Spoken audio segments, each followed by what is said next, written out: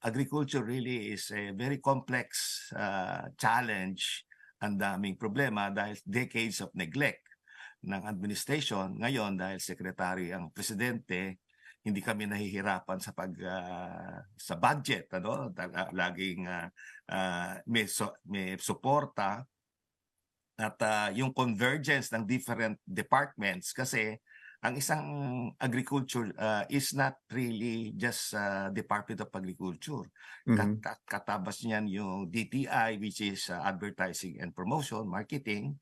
Andiyan ang DOST, Research and Development.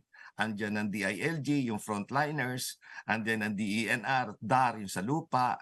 Andiyan ang FDA, Department of Health, which is the licenses for food safety. Andiyan dyan ang Bureau of Customs sa importation at exportation ng products natin.